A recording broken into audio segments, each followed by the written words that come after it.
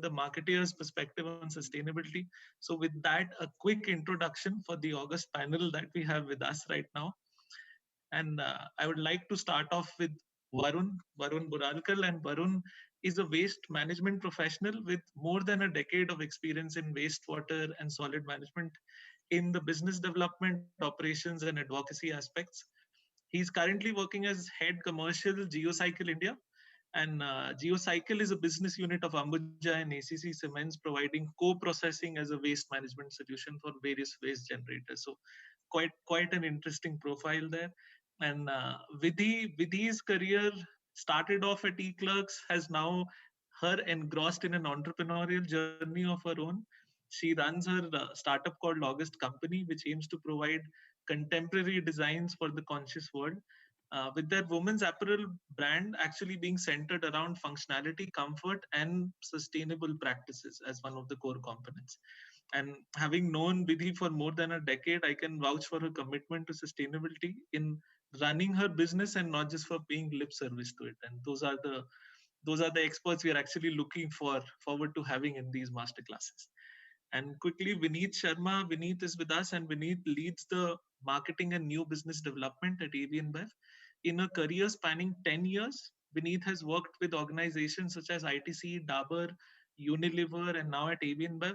And he's been one of the key contributors to universal brands such as Ponds and Budweiser, where he has created and launched disruptive consumer-centric marketing campaigns that deliver solid business result.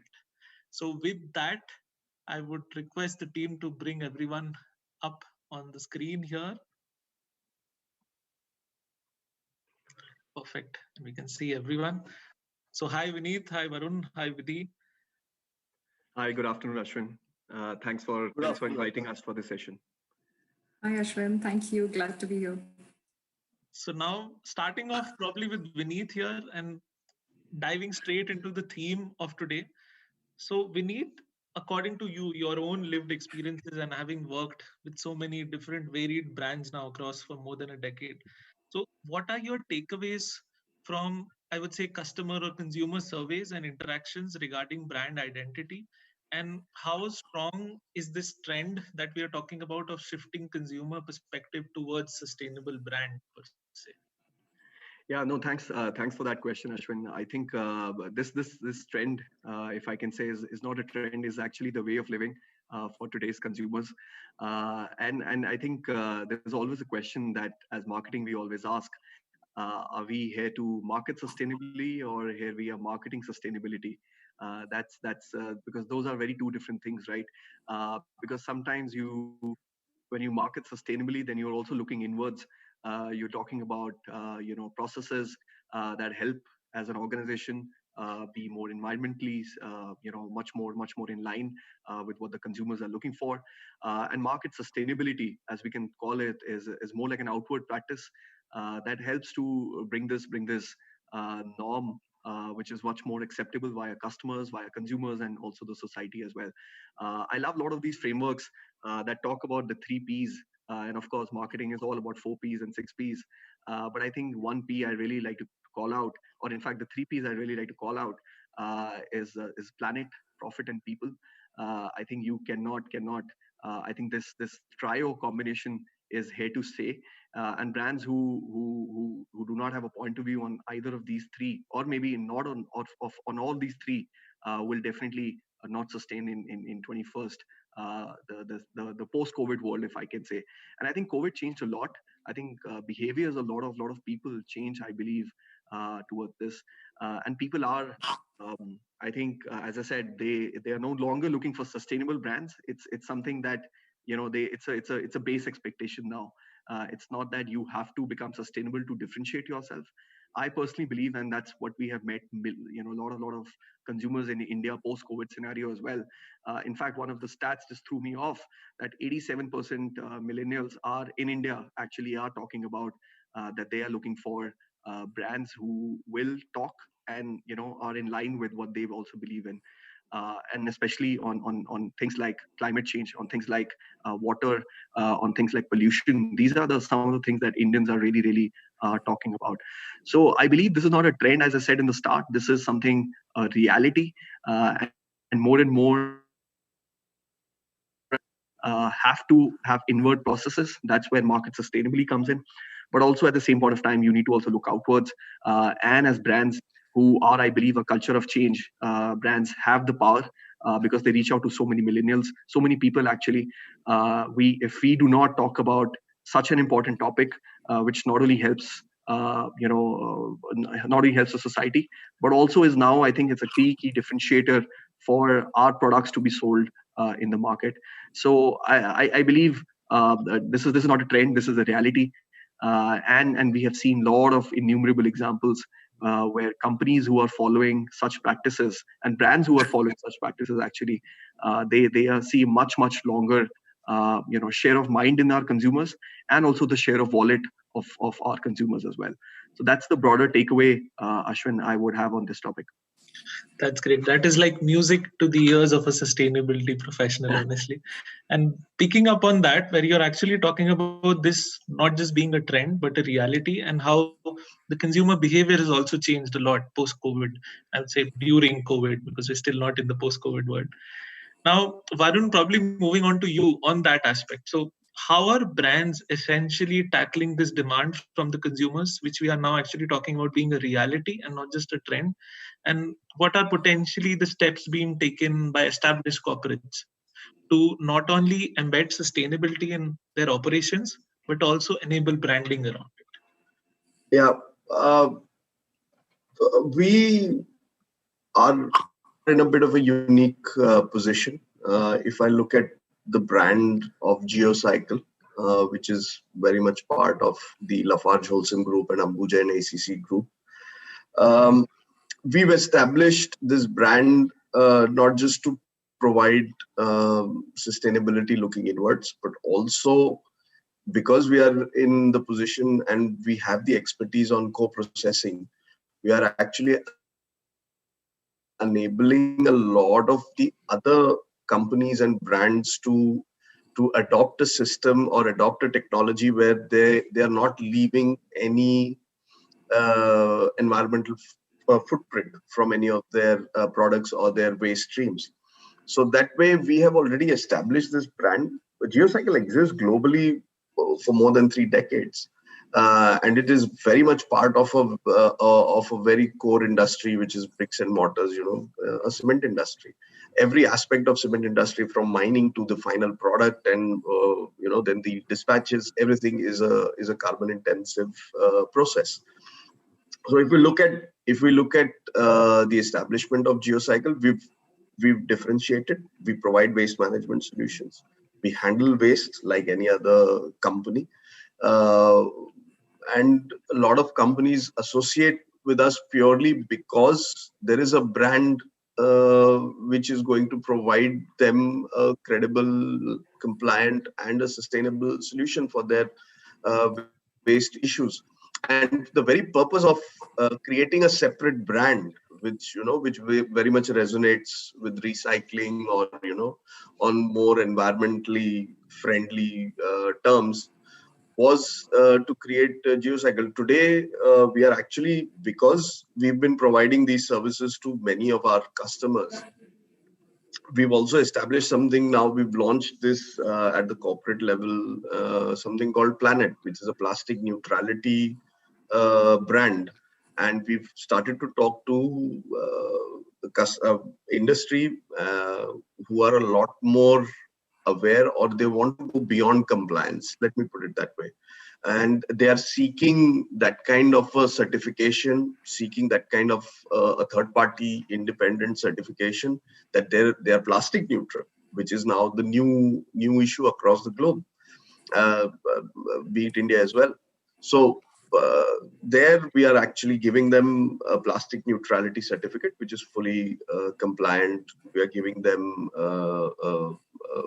traceability. They can see where the plastic is collected, where it is going. They can get everything there, and eventually they can put a Planet logo on their final product, which means they are plastic neutral. So I think branding, yes, marketing sustainability, and actually having sustainability in your operations is obviously a very important it's an important step for every company now. Yes, there will be challenges.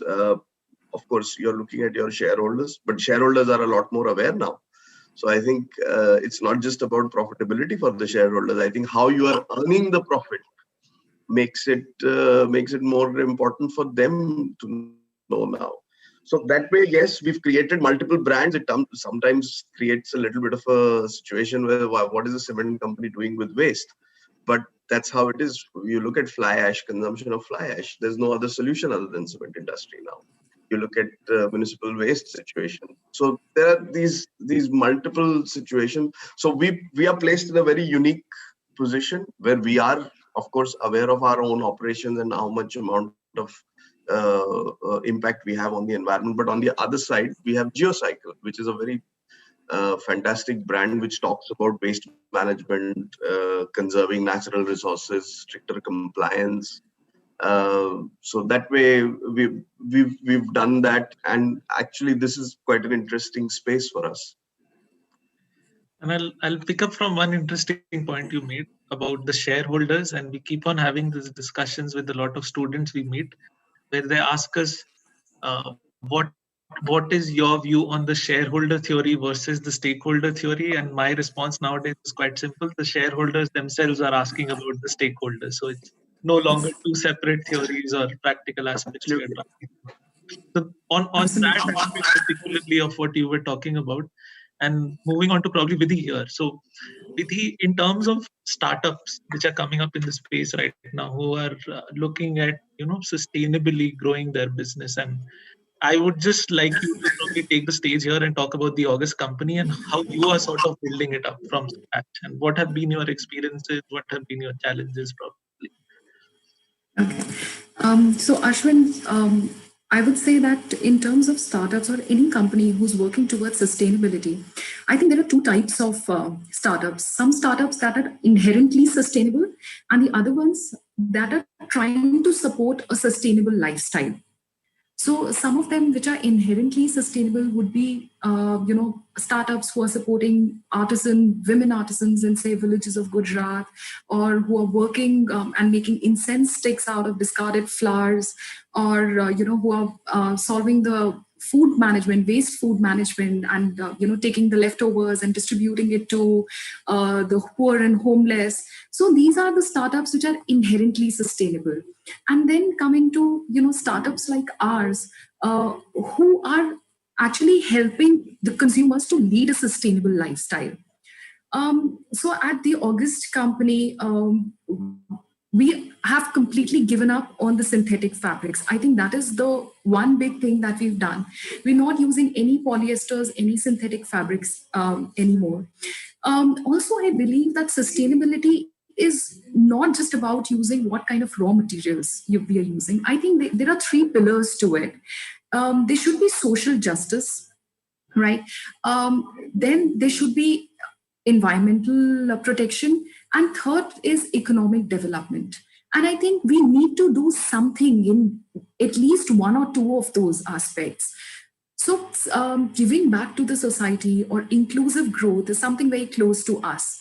At the August company, we have our own production facility, and our production team and our design team works out of the same office, just a glass wall separating us because of the noise that comes from the production and nothing else. We believe in giving fair wages to all our tailors. In fact, as you know, like all our tailors, 100% of our tailors are women.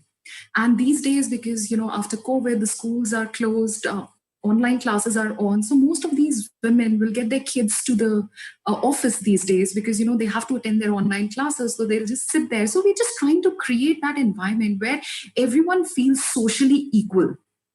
Then we're also trying to build a very women-centric kind of organization where we support one another, help one another. We have this live series where, every fortnight we reach out to one woman who's making a mark in the society in her own way, and we talk to her about her journey, and we're just trying to build that environment where we're just able to help one another. And obviously raw materials are one part of this whole apparel business, so we're trying to move towards using fabrics that are made out of hemp, cotton, bamboo, banana. In fact, just yesterday we were looking at a catalog from a vendor and we saw fabrics made out of milk. And they were like super smooth. So maybe, we'll be seeing some of them in our newer collections. Interesting. That last piece was very interesting. So talking about responsible sourcing here, and something which we remember immediately is the responsible marketing aspects and the responsible messaging aspects of it. So probably one question for you here. A lot of times we meet young professionals who are always skeptical about sustainability from the perspective of greenwashing. So when you look at greenwashing, and it's I would say it's a legitimate concern that certain new professionals in the stream have. So can you highlight some measures you have taken to ensure an authentic action or an authentic message for that action went out to the consumer, and what was that experience like? So yeah, that's a very valid question, which is bound to be asked to various corporates at some point of time. If you look at the Lafarge Holcim Group, we've already come out and made our net zero pledge, which is towards reducing our carbon footprint. We've already done the Science-Based Targets Initiative, where we are accelerating the reduction of carbon emissions. Now, we've also made financial commitments to raise money. We're doing towards that. So our net zero pledge is, of course, Science-Based Targets Initiative, and it is percolating down on every action that we do as a cement company across the board, whether it is our operations. So if I take up the energy situation, we are a highly energy intensive industry. So if we look at all of our power consumption is now already moving into the renewable space.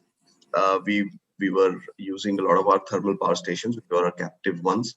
If we look at our clinker factor conversion into cement, so utilizing more and more waste derived fuels, or even using alternative raw materials, things we are using red mud, we are using fly ash. These will provide us the mineral components, and of course waste, which will play a huge role. We already have our thermal substitution rates. Of course, if I compare the thermal substitution rates of Europe and India is very different, but the kiln capacities, the markets are very different.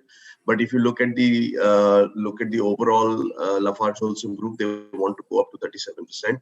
So we are talking about, these are very, very tangible, measurable targets. We are looking at areas where we are talking about green products. So this is just the operational part. Use of biodiesel in some of our ships which are moving around in the mining equipments. So these are just the operational part. And then we go to the final product. Again, when we are talking about concrete, for example, which requires aggregates, cement is already coming from a process. So we are talking about use of construction demolition waste. So we already have a brand. Again, there is another brand which is now getting into the urban areas, which is concrete. It's called the Eco Pact. We are using aggregates from C&D waste. So to go with that, if I come to water, I think you would need weeks to get into all of this. But again, we are a very water positive company. I mean, water negative or water positive, whichever way you look at it. We do not use any fresh water for any of our operations. We're talking about plastic neutrality. Now I'm not talking about what GeoCycle can do for others. I'm talking about Ambuja and ACC. We are already a plastic negative company, and not now. This I'm talking starting from 2010 or 2012, right up to 2016, when the whole plastic neutrality comes into the plastic waste management space. So that way, these are all very tangible, measurable targets. There is fair amount of transparency. I would say maximum transparency, because we are talking about financial commitments. So that way, I think companies will move towards that. It also is if I look at even within the industry, there are many other companies you can go to. This is all on our website, by the way. You can just go to the Lafarge Holcim homepage, and whatever I've said is exactly what is written there. So these things are there, and we are already committed to reduce our per kg CO2 emission to 475 kgs per ton of cementitious material being produced. We are already talking about a huge reduction. This is in 2030. This is our target. So this is going to the shareholder. Look, this is what we are doing, and they get to know. I mean, the challenges become questions. The more difficult questions are now coming from the sustainability point of view from the shareholders than the actual performance. People are aware of what's going on. Yeah, that's true. That's true. And you make a very interesting point where you're talking about ACC, Ambuja, and established corporates, established brands who are now looking at sustainability, I would say, very concretely. And that's where probably when we need probably a question for you here. When you look at AB InBev, with very established brands now, brands with traditional legacy of centuries and centuries, not just decades. When you look at that, and when you look at a brand's sustainability journey, where they're trying to now pivot to address the modern consumer and their desires and needs and demands. So how does that brand journey really work out in embedding sustainability in its own working? Yeah, that's quite interesting. You put it that way, because Ashwin, I think more and more consumers are extremely smart. I think we talked about greenwashing some 5 minutes back. That's how it is, right? I mean, you really can't brush it under the carpet. And I initially talked about market sustainably or sustainability marketing. I think you have to start from within, and people are. And people here, and I'm talking consumers, but even the employees, right? Even people who are working on the brands, they themselves know whether this is the right story or they are actually greenwashing people as well. Just coming on the product, and especially AB InBev as well, but generally a CPG, because that's primarily my experience as well, is first and foremost, there are a lot of things around here. Packaging, what kind of packaging we use, what kind of ingredients we use, whether we recycle our products or not. That's always big things for consumers in the first place. And I think we were talking about Varun was talking about how you are water positive, water negative. I mean, all of these things are something that we feel that sometimes people don't know about, but our millennials or our consumers today are literally aware about these things. So they are asking questions from the brands, and we have to answer. I think you asked that how can we be viewed as a sustainable brand? How can we look at? I think first and foremost is your product, right? I think bringing that news on your product, telling people that you have done some innovation around your product that talks about sustainability, whether it's a packaging, this thing. So you have to first start with the product. If your product is not sustainable, then all the marketing you can do around it won't make any sense, right? And that would be, and I think even examples that Vidhi was quoting, I believe, start from the product itself, and then you go ahead and market the thing. And of course, then you need to communicate, because as brands, if you have the power, you have the voice, I think you need to communicate through it. And here is first and foremost, again, the product. So are you communicating on the label itself? Are you telling people, communicating people that, look, am I a 100% sustainable brand? Then obviously other media is obviously the media part, which is digital media, traditional media. Do you even talk about it even in stores? That do you even tell people that you are a sustainable brand? And then I believe it's very important to give the stage to the consumers as well, right? Invite consumers to talk about their products, and the feedback mechanism should also come back with whatever we have done. Do you even value that? So extremely important. I think last, if I want to believe, is build it in your DNA of your organization, and this is about demonstration of your seriousness on these matters, right? A lot of companies have done it. Obviously, Patagonia comes to my mind as an amazing brand globally who has done it. Even Unilever did it. And AB InBev, when I specifically talk about AB InBev, has done a lot around these things. There is our sustainability goals, talking about smart agriculture, working with our farmers very, very closely, so that they are skilled, they are financially empowered to take decisions. Water, something we talked about, and we are a beer manufacturer, and we use water. How do we make sure that we are water positive or water negative as well? Packaging our bottles and our products, how they are circular in nature, and 100% our commitment is that 100% of our products will be returnable, or made from majorly recycled content. And last was climate action, because a lot of our consumers, as I said in the start as well, are looking for brands to take action. And we have made a commitment of 100% of our electricity will be from renewable sources. And brands then have to build on top of it. Brands are, as I said, people don't remember corporates, people remember brands, people remember stories. When the corporate has kind of put on these KPIs or goals, if I can broadly call them, I think brands have to be that vehicle to bring that. And I think again, AB InBev, as you rightly said, 100 plus year brands we have in a portfolio. How do you contextualize in the language that consumers understand? And like in Stella Artois, one of our flagship brands, we talk about buy a lady a drink, and it's all talking about helping children and women in developing countries access to clean water. And how do you link it to our products is extremely inspiring. We have Corona that talks about cleaning 100 plus islands, because we are a brand that's consumed with sunshine and on beaches.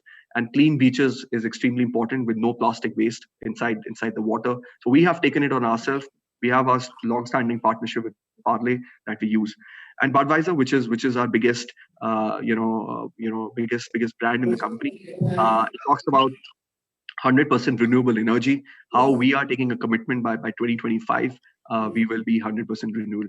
And not only these are global goals, these are India goals as well.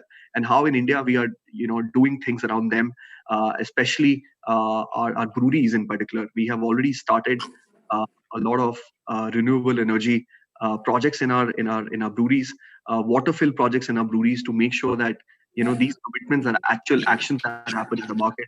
And on packaging front as well, we are making sure that we are using our barley waste, which is one of our key ingredients of our product, to develop packaging around it. Not only packaging, we are also talking about developing the POC material, glasses, buckets, a lot of things that are very today, which we use plastic. How can we eliminate plastic from all of this? And obviously, we want to make sure that our plastic reduction is as low as possible. We are working towards that goal, and using recyclable plastic as much as possible as well.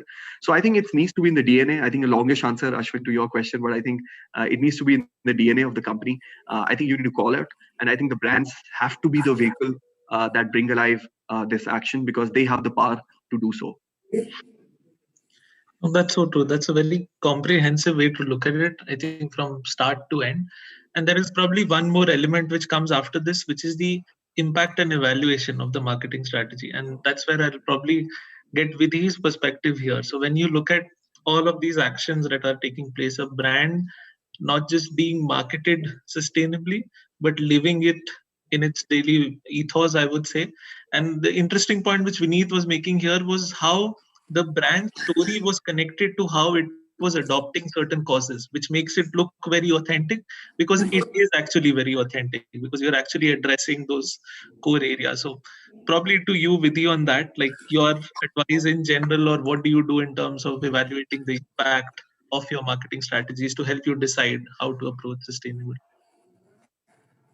So I think I'll start from where Vineet left. I would say that before product, it has to be the mindset. it has to be your mindset that we want to be truly sustainable, and not just, in terms of just marketing or greenwashing and just saying, no, we are sustainable. It has to start right from, say, how you building your office, how you building your team, when you're hiring, what kind of people you are hiring with, what kind of mindset, what kind of practices do you follow in offices? Are you still giving those Bisleri bottles of water to people, or do you're giving those glass bottles which are refillable? Like things as simple as that. How are you taking care of your waste? Like, for example, at the August company, like I said, we have our own manufacturing unit. So there's a lot of waste that comes out of fabrics when you're cutting out the garments and everything. So what are you doing with that? Like, it can just, you can just give it to some scrap dealer, and then you don't know where it will go. It could be used. It might just reach some landfill. We don't know. So being responsible about it. One of the things that we do is we try and use those fabrics to build out little goodies, like, scrunchies, headbands, hairbands, little bags, coin bags, or stationery bags, and we just give it out to the customers. Like, we're making small masks also. Sometimes we have these little leftover fabrics which are like around a meter, half meter, and we're easily able to build masks out of it. So we just send it out to customers, and I think that acts as a good it just enforces the whole sustainability aspect, because we are not charging them anything for that additional thing that we sent out to them, right? Even though we had put in our time and labor and effort into it, we're just trying to say that, there is something more than profit. There should be profit with purpose, and the growth should be inclusive. That is what we are trying to say over here. But in terms of what, startups can do, I think all startups need to think about the three pillars of sustainability: social, economic, and environmental. And you have to define what is closest to your heart and then start working towards that, right? If you try and do too much, you'll be lost somewhere.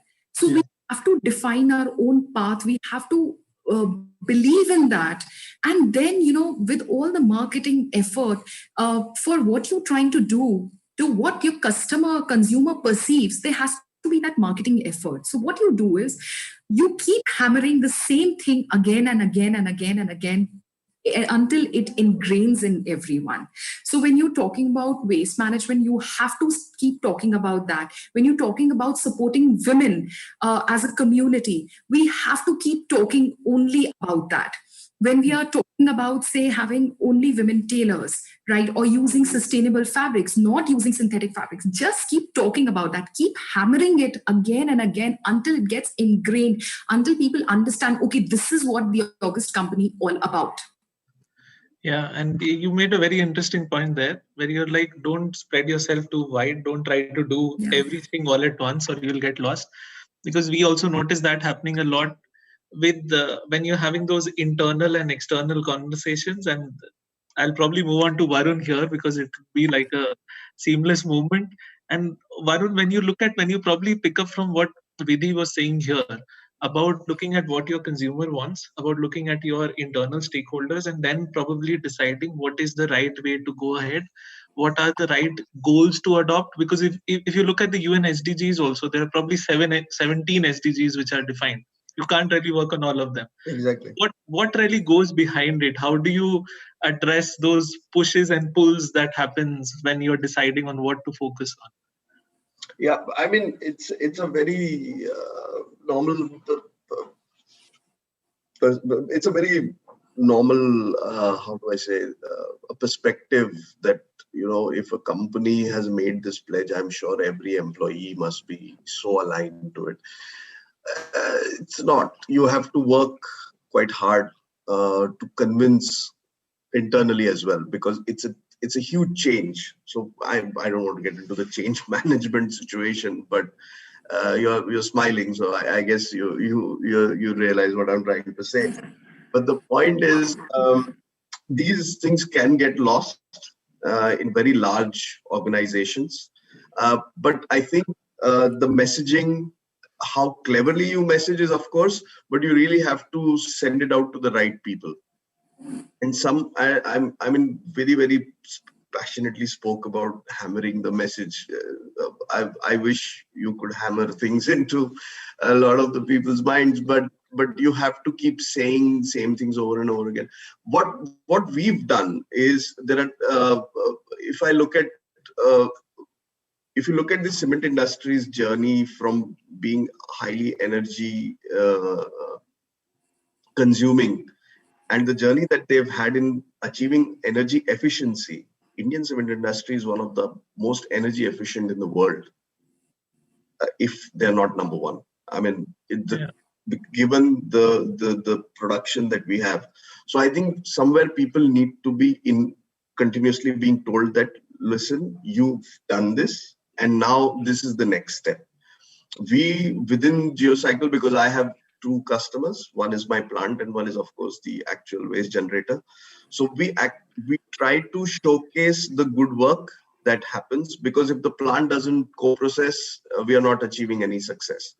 So we've created a bunch of webinars internally, which we do it through our learning academy. We have a learning academy, Ambuja ACC Academy. They conduct these webinars. People from various functions. So we also showcase what has been done. We invite senior leadership to waste management, which is very, very difficult for them to realize. Okay, so you guys are doing this. We have before after impacts, which we are showcasing to them at various forums. So that way, we've very recently, for a very small project, you were talking about something about ocean cleanup. We're trying to create a project where we will set up a bubble barrier system in a drain in one of the cities, and the plastic will be collected from that. So we created a webinar. We've been doing this. That one generated the maximum amount of interest. Because they said, maybe a few people who would have been of that city, they're living somewhere else. So they had that emotional connect. So they connected, asking so many questions. Of course, the more younger lot, they were more happy to know that we are doing something like this. So it's always a big challenge to keep going back. But the key thing is that we need to sort of build these messages around their day-to-day activities. That's the key. When I'm talking to a production head in any of the plants, we need to keep telling them your clinker factor will be better, your cost is going to go down, this is how you are benefiting. They will always come back with different answers, but these are a few key levers that we've put in there. It also depends on how the organizations are measuring performances. I think somewhere that also plays a big part. Yes, somebody might say this is getting being put on me, why is my KPI like this? But somehow when you connect it to your day-to-day job routines, I think that also helps. But now what we see, we've evolved. We celebrated some 6 or 7 years ago that we co-processed 200 tons per month of waste a few years ago. Today, we are not happy with one plant doing even 200 tons a day. We are not happy. We want them to do 300. Somebody wants them to do 600. So that way, you have to keep doing some storytelling, telling people what within their jobs, how they can reduce costs. And those things are playing. They are already part of the system. We keep getting phone calls. Listen, guys, we need to work on this. We need to bring our costs down. So that's the kind of messaging that has taken place. But it's a continuous process. It can never be overnight. Yeah, and I see a few people raising their hand. What I can tell everyone is you can use the chat window also to put in your questions, and we'll sort of take it up towards the end. So feel free to do that. Now, Varun, as you're talking about cement, and then you have fashion as the segment that you are working in, these are two sectors which are often really looked at in a way that you are resource guzzlers in different ways, in their own different ways. So when you probably look at fashion per se, where you have elements of lot of wastage, where you have elements of fast fashion, the culture of use and throw. So how do you sort of, just share your thoughts probably just on that, and how do you take up that challenge when you go ahead with your brand to a consumer? How do you talk about it? How do you address it? Well, one is glamorous, the other is not. That's a very important starting point. Interesting point. Okay. So let's start understanding the fashion industry. One of the most polluting industries. 10% of the world's carbon footprint is from the apparel industry, and somehow this whole industry has created this fear of missing out, like FOMO. You know, everyone wants to be at par with the runway, looking like the models. Styles are changing every season, so people just want to buy throughout the year. Now, not everyone can afford the price points of a couture brand, right? So this just creates opportunities for fast fashion brands to come into the picture. Like a couture brand might use ahimsa silk or a non-violent silk, but because the fast fashion brands cannot use that, they'll start using polyesters, right? Then you will be wearing skinny jeans. Somehow skinny jeans will be in, suddenly after 3 years it will be boot cut jeans, and it's just a vicious cycle of purchasing and discarding that the fashion industry has created. If you look at most of the celebrities, I wouldn't say all because things are changing now, but most of the celebrities, they will not repeat their clothes, right? And this is just creating that innate demand of more and more clothing, cheaper and cheaper clothing. And that is why more synthetic fabrics are being used, labor is getting exploited, and we have incidents like Rana Plaza. Even like one pair of jeans, it takes around 6,000 liters of water to make, and 1 kg of polyester fabric, it takes around 200 to 300 kgs of water. And it doesn't end there, because every time you're washing a polyester garment or a synthetic garment, it's sending out millions of microplastics to the ocean that are then consumed by the aquatic life. So basically, who is this cheap clothing for? Like, who is finally paying the price? Right now, maybe we are not paying the price from our wallets, but as society as a whole, and we consumers in some way or form are paying the price about it. What can we do about it? I think a lot goes into educating the consumers about it. That wear comfortable clothing, wear things that last longer, buy less, buy well, and makes things last. This is something that we are trying to promote. Now, it also is in direct conflict with a for-profit business, if you look at it, right? Because one side, the meaning of sustainability is what? That you buy what you need, then you make it last. But if you make things last, how will your for-profit business, how will it function, right? So I think things are changing. It's a lot of food for thought for all of us. We as organization, we as consumers, we need to understand what are we doing, what is the real cost of what we are wearing, what we are buying, our lifestyle, our choices. What is the cost of that? Every time you buy a shampoo bottle, just think of what is the cost of that shampoo bottle. And is it really possible that you cannot really switch to a shampoo bar where you don't have that plastic bottle that just goes to the landfill and takes 200-300 years to decompose? Yeah, and can I request the team to bring back everyone on the panel up? And while that happens, just one thing before we sort of move towards the last leg of questions here, and probably for everyone who's viewing this, one of the things that we are trying also to do through these masterclasses is to get all of these perspectives on one platform and then come out with a sustainability manifesto at the end of it, which will be towards the end of this year. And the intention will be to get these very varied perspectives. As you're seeing during this call, we're getting very different perspectives across industry on one platform and understanding how sustainability actually works out from all of these perspectives. So on that, and now we need probably to get your closing thoughts on this. When you look at a sustainability manifesto for the attendees or for everyone towards the end of the year, so how do you look at brands educating themselves on consumer demand, and how can this research be leveraged internally to drive sustainability initiatives probably at the brand level? Your perspective probably on that. Yeah, I think, and it goes back to not just about sustainability, but generally about marketing. I think, and how you build brands is foremost work with your consumers and customers. I think keeping your eyes and ears close to the ground always helps. And as we obviously meet a lot of consumers face to face, and obviously during the COVID times now we're meeting via the Zoom.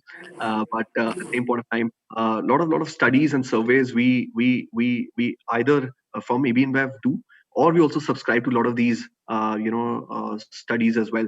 And I think we work with a lot of research partners across the globe who feed us into this surveys and studies as well, that keep us updated on what the latest trends are in this field. But at the same point of time, all the surveys and all the studies are great, but you have to reflect internally. As I was saying earlier as well, we have to identify our own DNA of the company and the brand, and come back and say, okay, this brand has the permission to talk about these things. You need to identify the key areas where you think your business can create strategies that are more sustainable, and then ultimately bring alive your product, bring alive your offering to the consumers, which is truly authentic. Because clearly, as I said earlier as well, consumers can smell inauthenticity from a long distance. But to keep yourself updated, obviously, workshops and leaders like this really helps, so that you can hear what's happening in not only your industry but other industries as well. So you can pick and choose that, okay, this works for my industry for sure. But a lot of white papers are out there that definitely keep at least the marketers updated about this.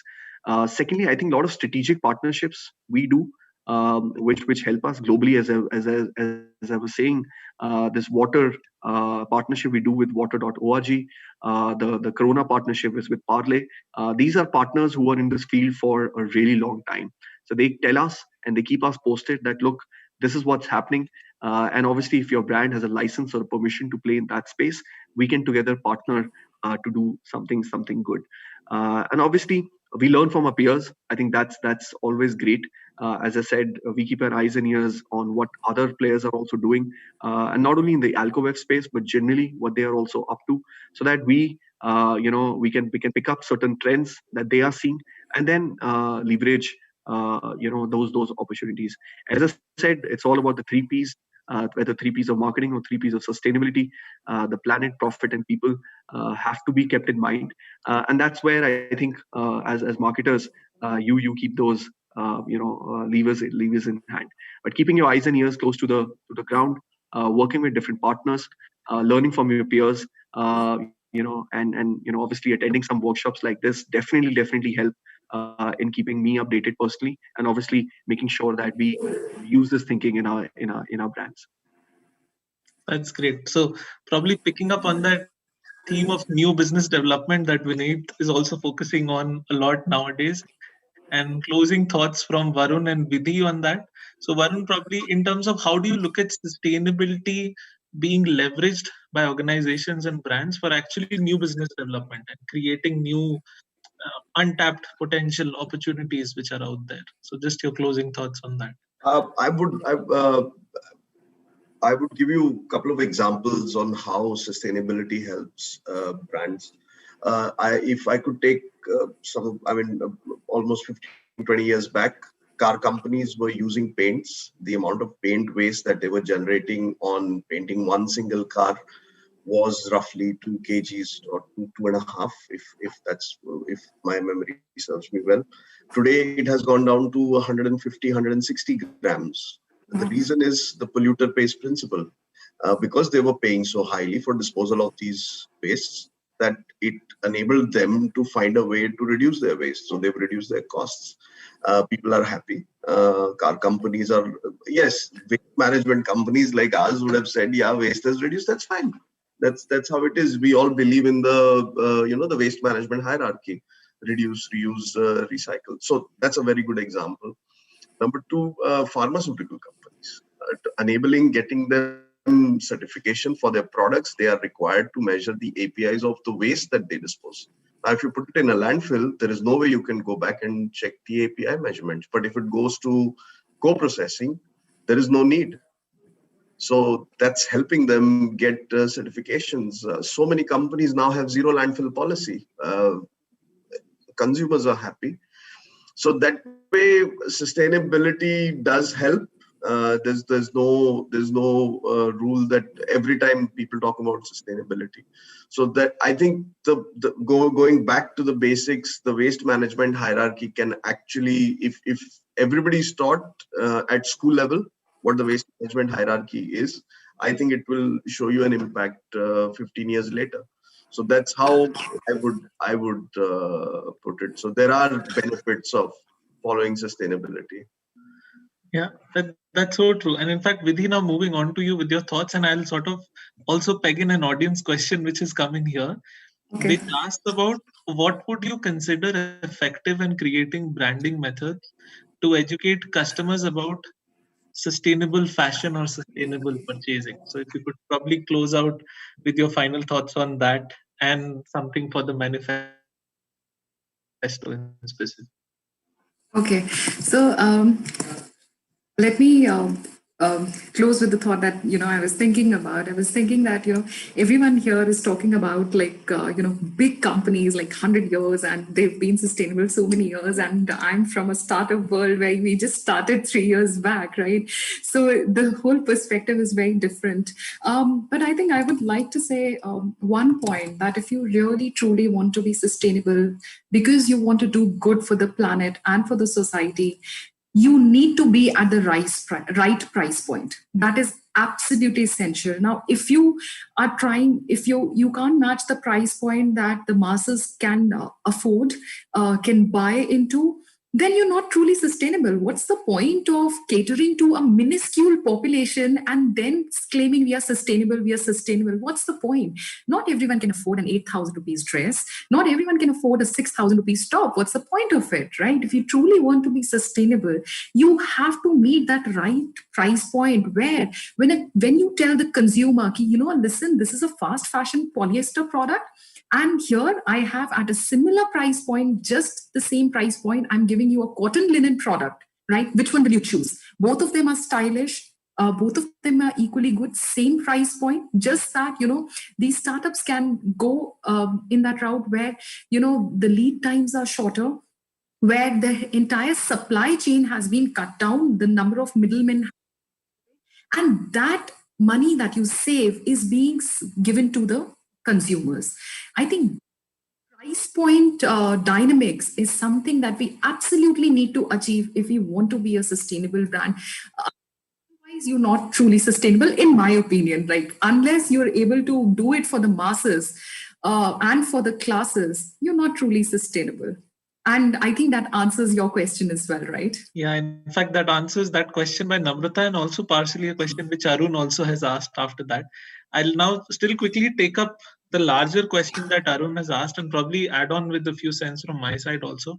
The question here is basically about how do industry leaders handle the conflict between practicing sustainability and cutting costs, since practicing sustainability does not come cheap. So there is more to the question, but I'll just take a pause here because this is something which always comes to us. And I can give you an example of us working on our sustainability goals. When we are looking at localizing our barley purchase in India, it's actually cheaper for us. When we are looking at going renewable in a lot of our breweries in the country, it's actually cheaper than the grid in a few states already. And within the next 5 years, I'm very sure it's going to be much cheaper in even the other states.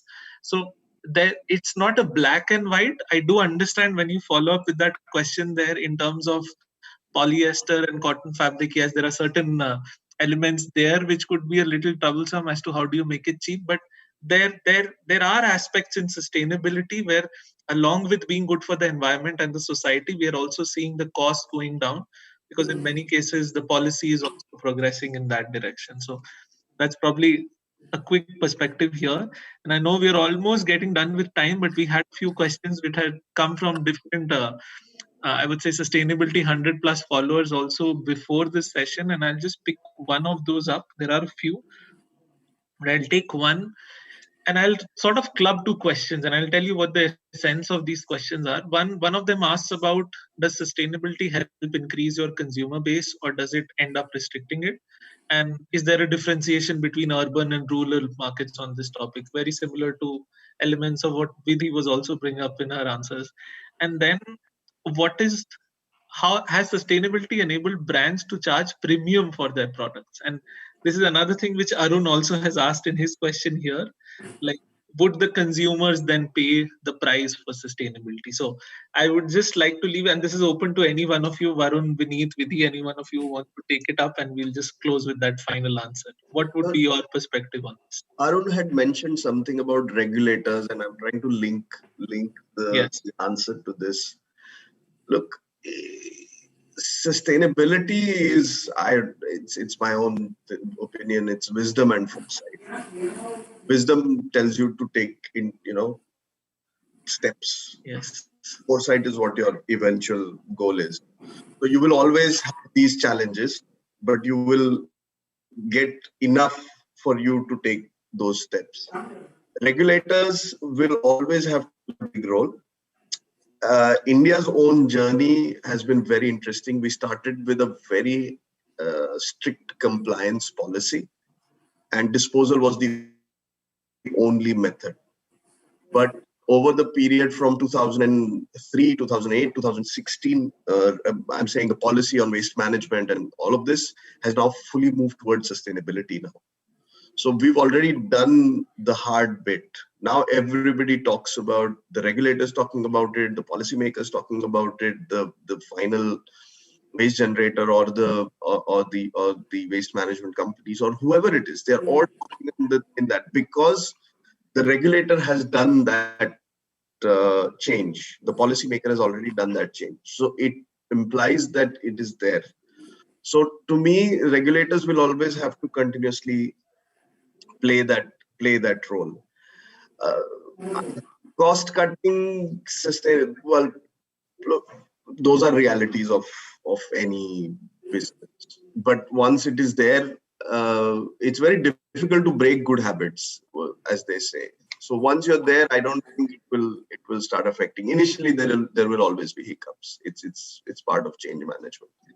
That's a lovely thought. In fact, I'll close on that. It's difficult to break good habits. It doesn't matter who is paying more to begin with. Ultimately, it just becomes a habit and everyone is sort of imbibing and embedding it in different ways. So wonderful. That's a wonderful conversation. Thanks, Varun. Thanks, Vineet. Thanks, Vidhi, for that very diverse perspective and very in-depth understanding. I wish we could have continued this for hours and hours more. I'm very sure we will offline. But thank you so much for joining in. Thank you, Ashwin. Thank you so much. Lovely being here. Thanks a lot. Thank you. Bye-bye. Bye.